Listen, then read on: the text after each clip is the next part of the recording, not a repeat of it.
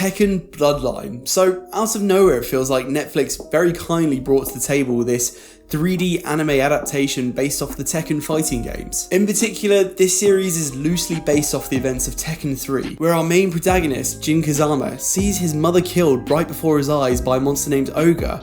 Seeking revenge against the beast, he undergoes training under his grandfather Heihachi Mishima and enters the King of Iron Fist tournament. I've been a pretty consistent fan of the Tekken series growing up. I started on Tekken 3 and have played all the mainline series games, with the exception of the tag tournament ones. I really wasn't expecting to get an anime on this, and certainly not one provided by Netflix. It was a neat little surprise, but unfortunately my first reactions to this was that it was just a little bit too janky. It was developed by Larx Entertainment, who don't really have much under their belt, but they did do a series called Kengan Ashura, which is another martial arts anime 3D fighter series. But being a studio with a pretty small portfolio, I can at least say that their core objective, which was to bring the fluid fights from the Tekken games straight into an anime TV series format, really worked. When you focus solely on the one-on-one fights between your beloved characters, you get some really great stuff. Battle effects are borrowed straight from the Tekken 7 games, and the animators here clearly works their hardest to bring the movesets from the games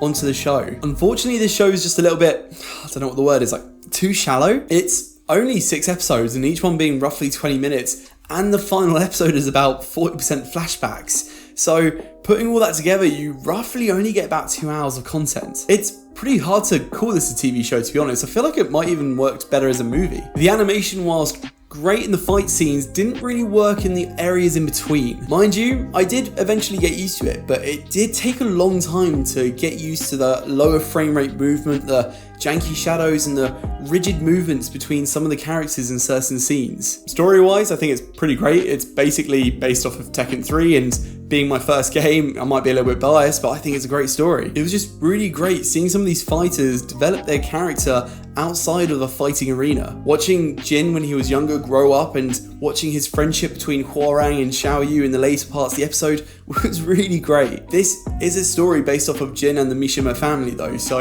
you have to really hold your expectations with what fighters you're expecting to see here. Not to say that there aren't any other fighters in here. Leroy got some really good screen time considering he's a recent DLC character, and we got to see a bit of his backstory. Paul also gets a lot of love here, and personally I'm a huge King fan, so I was really happy with what he had in this show too. Seeing a lot of those hits, grabs and combos that you'd pull off in the games be executed fluidly into the story beats was super cool. Listening to the story, on the other hand, provided it to be a bit more difficult. I literally spent the first 20 minutes trying to figure out the best way to even listen to this show. English audio had some really questionable voice acting choices for some of the characters, and it did not sync up with their lips in the slightest. I found that really off-putting, so I ended up swapping it over to Japanese audio with English subtitles, but then it had English default captions as well. So it just ends up telling me what genre of song was playing and when it was ending, and it was just, Netflix subtitles are just shocking. They prioritise writing what the genre of the song was over the dialogue that you're trying to read,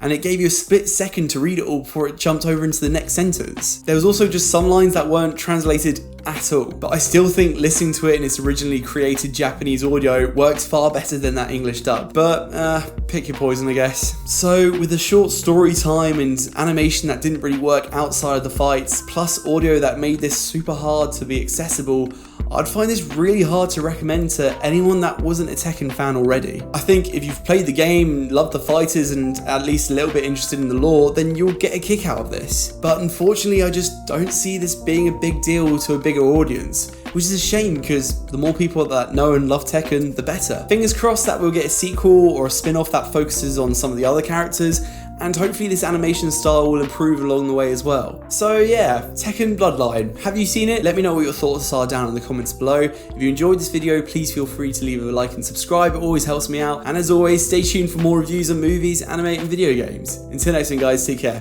Bye bye.